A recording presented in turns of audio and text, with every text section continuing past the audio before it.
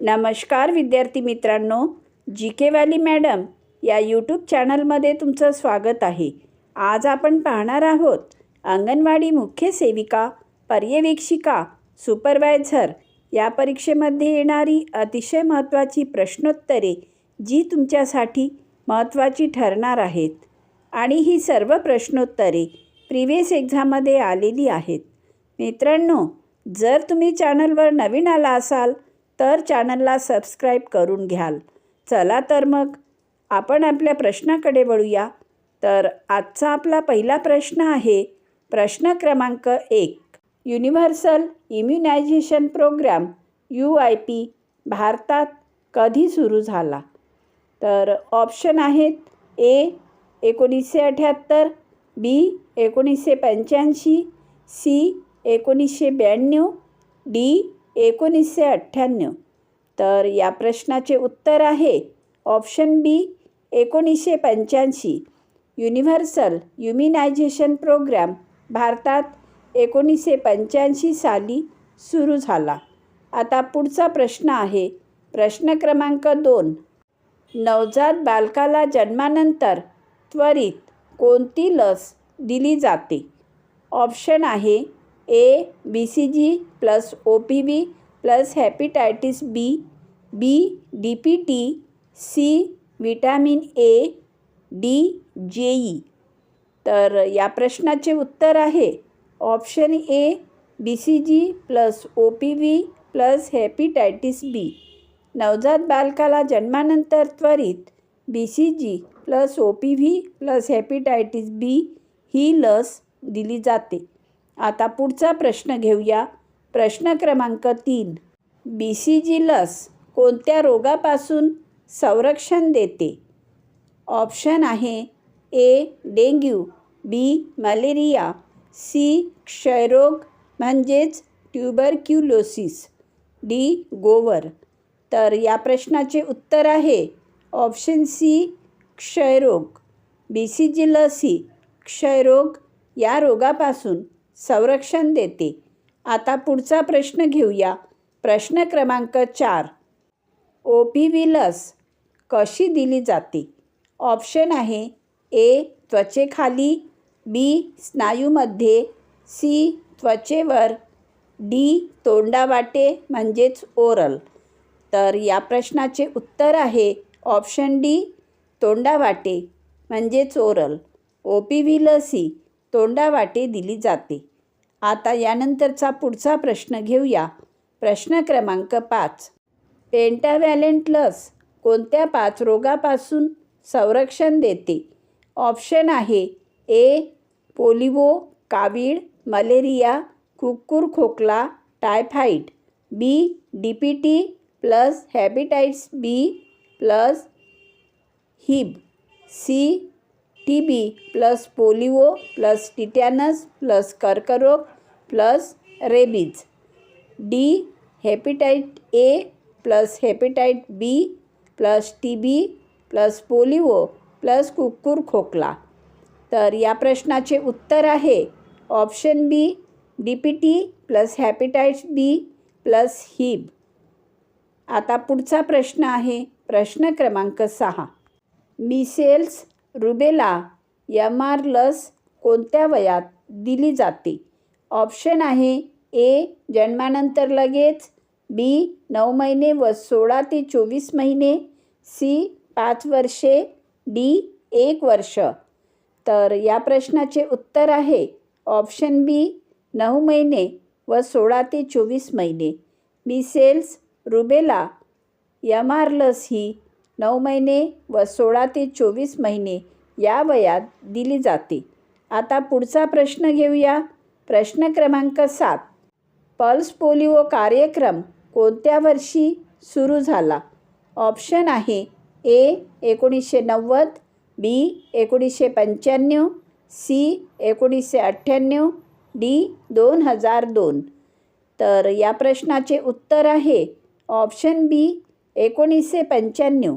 Pulse polio कार्यक्रम हा 1995 या वर्षी सुरू झाला.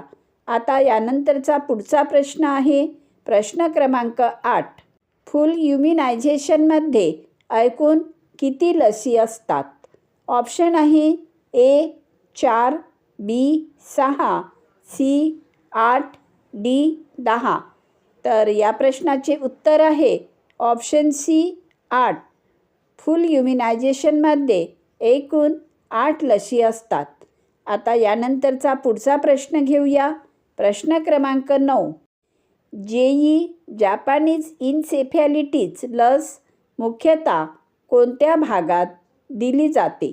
ऑप्शन आहे ए शहरी क्षेत्र, बी उच्च जोखीम ग्रामीण व वनक्षेत्र, सी पर्वतीय भाग, डी फक्त शाळांमध्ये. तर या प्रश्नाचे उत्तर आहे ऑप्शन बी उच्च जोखीम ग्रामीण व वनक्षेत्र. आता पुढचा प्रश्न घेऊया. प्रश्न क्रमांक 10. लस देताना कोल्ड चेन तापमान किती राखले जाते? ऑप्शन आहे ए -20°C ते -10°C, बी 0°C ते 10°C, सी +2°C ते +8°C, डी 10°C ते 20°C. तर या प्रश्नाचे उत्तर आहे ऑप्शन सी +2°C ते +8°C. आता यानंतरचा पुढचा प्रश्न आहे प्रश्न क्रमांक 11. विटॅमिन ए सप्लिमेंटेशन पहिली मात्रा कधी दिली जाते?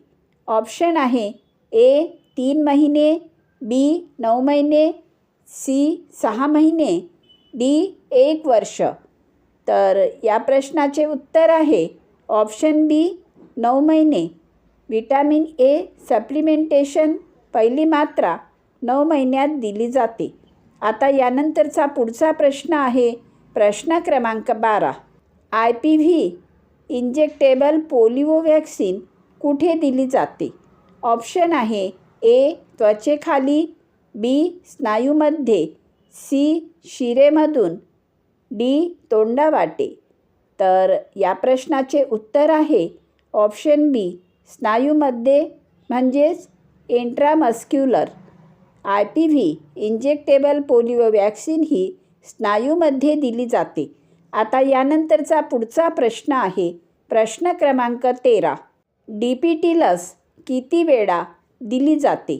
ऑप्शन आहे ए 1 वेळा, बी 3 प्राथमिक प्लस 2 बूस्टर म्हणजेच 5 वेळा, सी 2 वेळा, डी 4 वेळा. तर या प्रश्नाचे उत्तर आहे ऑप्शन बी 3 प्राथमिक प्लस 2 बूस्टर म्हणजेच 5 वेळा.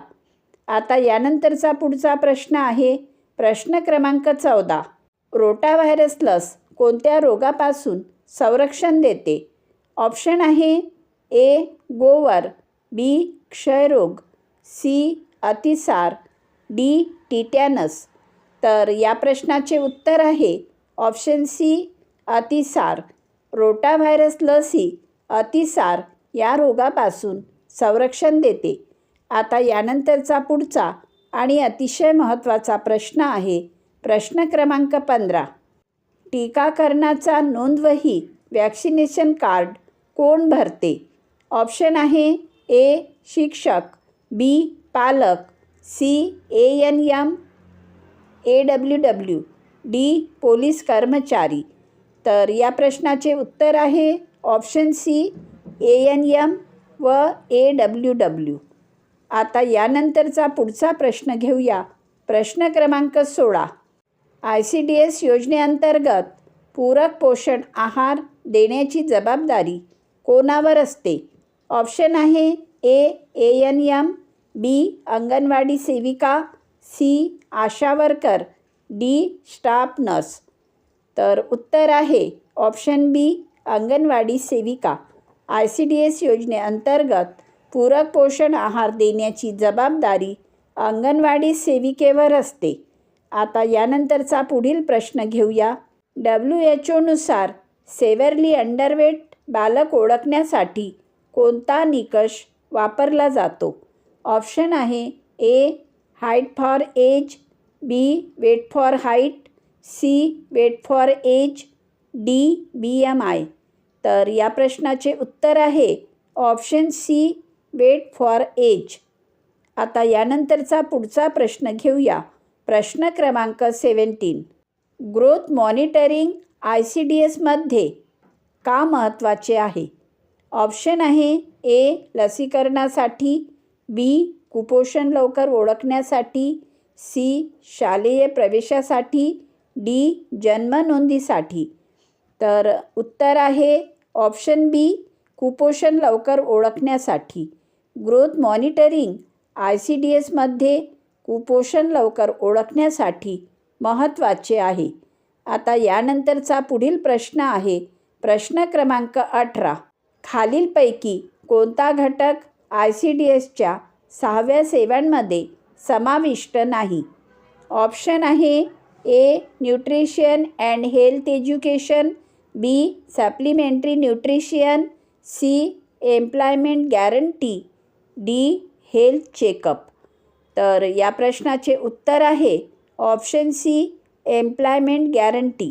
खालीलपैकी एम्प्लॉयमेंट गॅरंटी हा घटक ICDSच्या 6व्या सेवांमध्ये समाविष्ट नाही.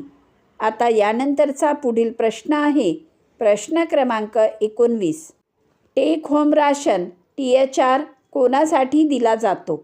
ऑप्शन आहे ए 6 ते 14 वर्षे मुले, बी गर्भवती व स्तनदा माता, सी वृद्ध नागरिक, डी किशोरवयीन मुले.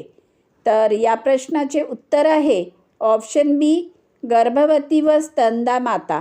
टेक होम राशन गर्भवती व स्तनदा मातांसाठी दिला जातो. आता यानंतरचा पुढचा आणि शेवटचा प्रश्न घेऊया. प्रश्न क्रमांक 20. कुपोषणामुळे खालीलपैकी कोणता आजार होऊ शकतो? ऑप्शन आहे ए डायबिटीज, बी मॅरास्मस, सी TB, डी कॅन्सर. तर उत्तर आहे ऑप्शन बी मॅरास्मस. कुपोषणामुळे खालीलपैकी मॅरास्मस हा आजार होऊ शकतो. मित्रांनो, जर तुम्हाला आमचा हा व्हिडिओ आवडला असेल तर व्हिडिओला लाईक करा, चॅनलला सबस्क्राईब करा, व्हिडिओला शेअर करा आणि बेल आयकॉन प्रेस करायला विसरू नका, जेणेकरून तुमच्यापर्यंत आमचे असेच अभ्यासाचे नवनवीन व्हिडिओ पोहोचत राहतील.